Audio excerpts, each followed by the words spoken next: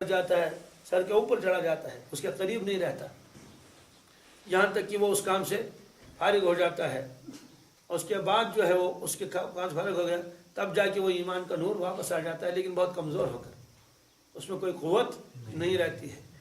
تو یہ فرمایا اگر پھر توبہ کر لے، اللہ سے معافی مانگ لے اور اعمال صالح میں لگ جائے تو پھر وہ ایمان پھر آہستہ آہستہ پھر مضبوط ہونے لگتا ہے. تو یہ آپ نے فرمایا کہ اس وقت ایمان کا نور نکل جاتا ہے. اس کی وجہ یہ ہے کہ گویا ایمان کہتا ہے کہ آپ زنا کریں اور میں آپ کے سینے میں رہوں، یہ ایسا نہیں ہو سکتا. آپ چوری کریں اور میں آپ کے ساتھ رہوں، ایسا نہیں ہو سکتا.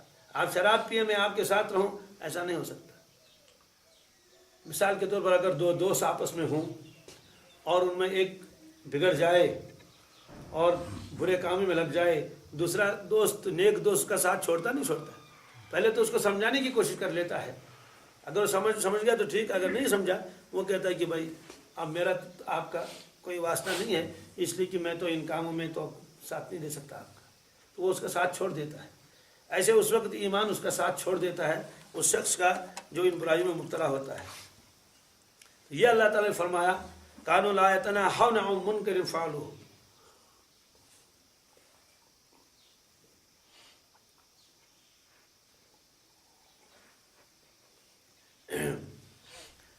کانوا لا یتناہون عن منکر، کہ وہ باز نہیں آتے تھے ان برائیوں سے جن کو وہ کرتے تھے، باز نہیں آتے تھے. ویسے تو ہو سکتا ہے کبھی اتفاقاً کوئی گناہ ہو سکتا ہے، اتفاقاً ہو جائے توبہ آدمی کر لے، معاملہ صاف ہو گیا. لیکن جس آدمی کو اس کا چسکا پڑ جاتا ہے تو پھر وہ باز نہیں آتا ہے، تو بہت خطرے کی بات ہے. اور حدیث پاک میں ہے جب آدمی گناہ کرتا ہے، دل چونکہ شیشے کی طرح ہے مسلمان کا دل، تو ایک سیاہ داغ اس کے اوپر لگ جاتا ہے. سیاہ داغ اگر توبہ کر لیا تو وہ سیاہ داغ مٹ جاتا ہے، مٹا دیا جاتا ہے، اللہ تعالیٰ مٹا دیتے ہیں.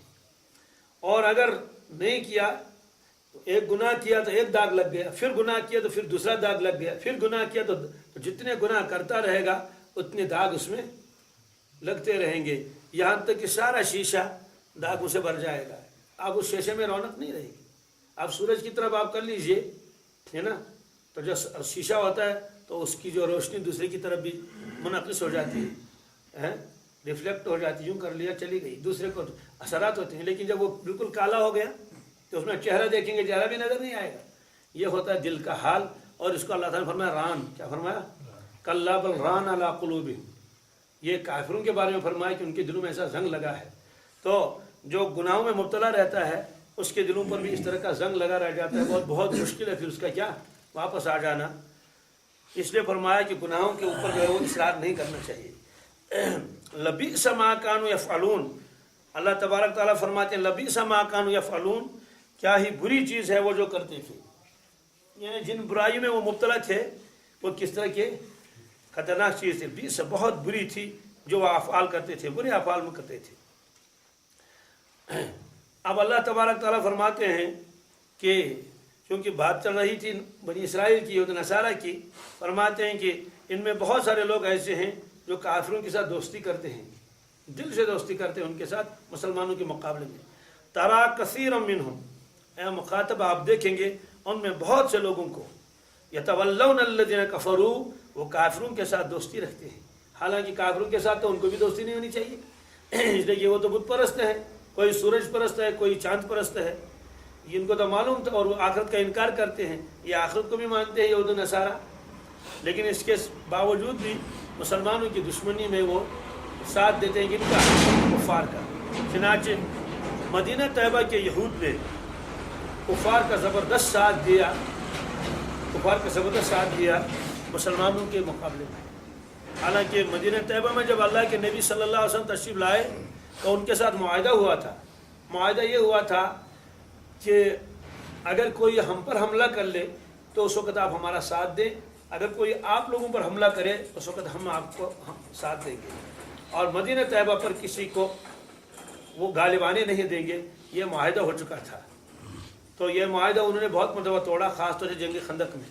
غزوہ خندق میں چونکہ صورتحال زیادہ خراب تھی، بہت زیادہ پریشانی کا عالم تھا.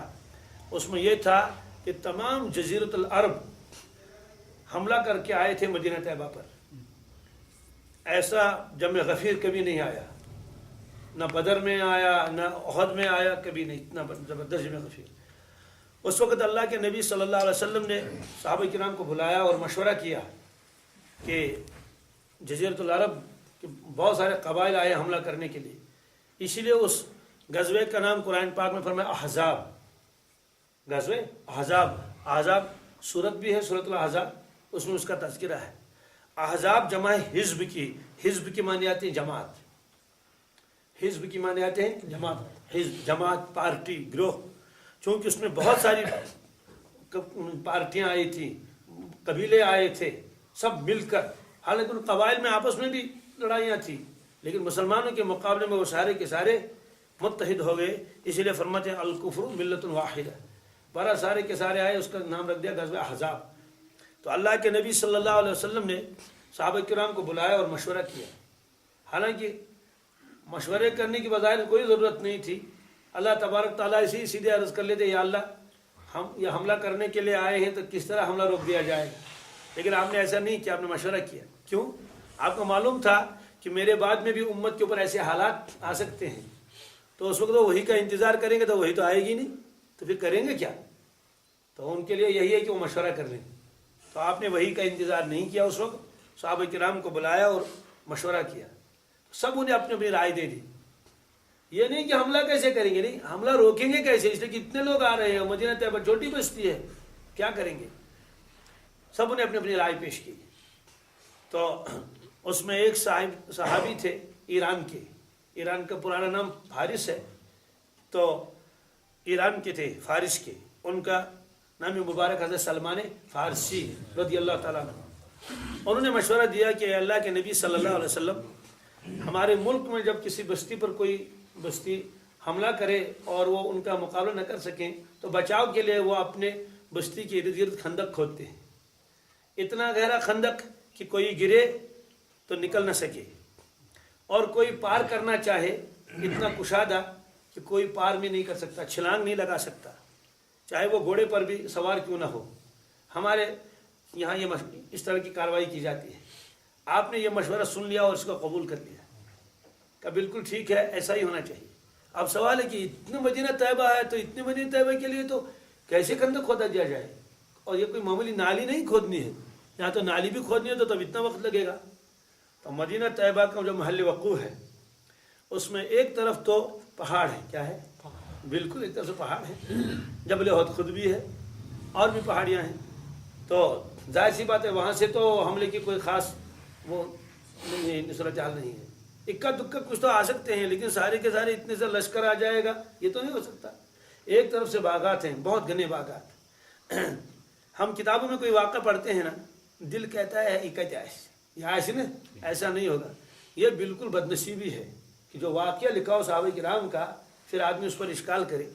مثلا فضائل اعمال میں واقعہ لکھا ہے کہ ایک صحابی نماز پڑھ رہے تھے اپنے باغ میں، تو ایک پرندہ وہاں باغ میں تھا، تو وہ پرندہ فڑفڑایا، وہ بھاگنا شروع کرتا تھا، میں نکل جاؤں بھاگ سے، لیکن بھاگ نہ سکا. کیا ہے نا. تو جو صحابی تھے ابو طلحہ انصاری رضی اللہ تعالیٰ عنہ، تو نماز میں چونکہ ان کا خیال اس کی طرف گیا، کس کی طرف؟ جانور کی طرف. تو بعد میں اس نے کہا کہ بھائی اس باغ کو تو صدقہ کرنا چاہیے، میرے تو نماز خراب ہوئی. اب بہت سارے لوگ سمجھتے ہیں کہ بھائی ایک جانور ہے، ایک باغ میں ہے، تو وہ کیوں نہیں بھاگے، اڑے گا تو کیوں نہیں اڑ سکتا. بہت سارے لوگ خیال آتا ہے نا. کیوں؟ ہمارے ذہنوں میں اپنے بادام کے باغ آتے ہیں یا سیب کے باغات آتے ہیں، ایک درخت یہاں ہے، ایک درخت وہاں ہے، بیچ میں بہت جگہ خالی ہے. لیکن الحمدللہ میں نے اپنے آنکھوں سے دیکھا، مجھے پورا یقین ہے کہ وہ جانور نہیں نکلا ہوگا. سوال ہے کیوں؟ کھجور کے درخت، جس نے کھجور کے باغات نہیں دیکھے ہوں گے وہ اندازہ نہیں لگا سکتا. ہم تو تصویر پر دیکھتے ہیں ایک لمبا سا درخت ہے کھجور کا، اور اوپر جو ہے 2-3 جو شاخیں اتنی سی، بس کھجور کا درخت یہ ہوگا.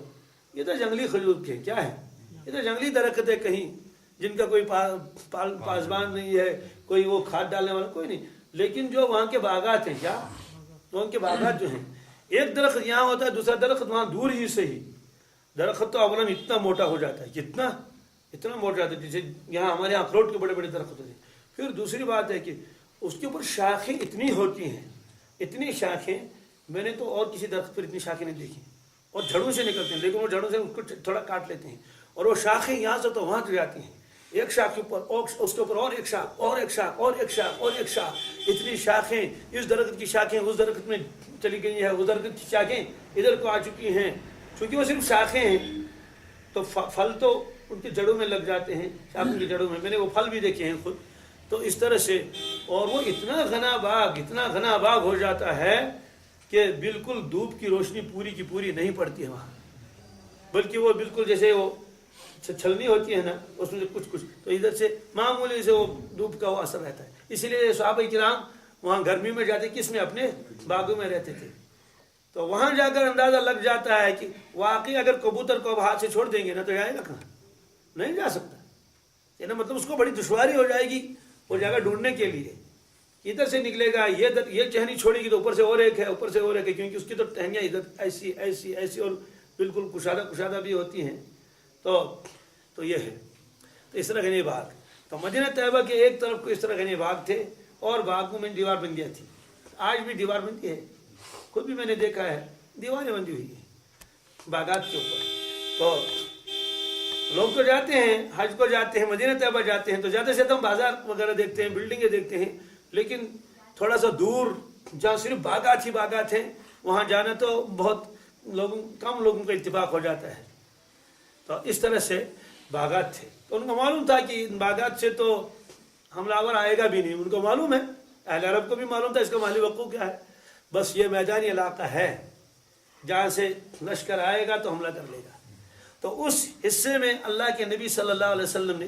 خندق کھدوائے، اور اس میں سے 10 آدمیوں کو ایک ایک حصہ دے دیا، ایک حصہ بانٹ دیا، خود بھی اس میں حصہ دار ہو گئی، تو بہرحال یہ مجھے سارا واقعہ بتانا نہیں ہے، خندق کا واقعہ مشہور ہے، لیکن اتنا بتانا ہے اس وقت سارے کفار مل کے آئے تھے مدینہ طیبہ پر حملہ کرنے کے لیے، اور مسلمانوں نے، صحابہ کرام نے اپنے مستورات کو، اپنے چھوٹے بچوں کو حفاظت کی غرض سے یہود کے یہاں رکھا تھا، کس کے یہاں؟ یہود کے یہاں رکھا تھا نا، کیونکہ ان کے ساتھ تعلقات یہ معاہدہ ہو چکا تھا، تو ان کو بتایا گیا تھا کہ بھائی آج تو حملہ بہت خطرناک ہے، معلوم نہیں کیا حال رہے گا، اس لیے یہ ہمارے مستورات اور ہمارے یہ بچے یہ حفاظت کے ساتھ رہیں گے تمہارے قلعے میں، کس میں رہیں گے؟ تمہارے قلعے میں، تمہاری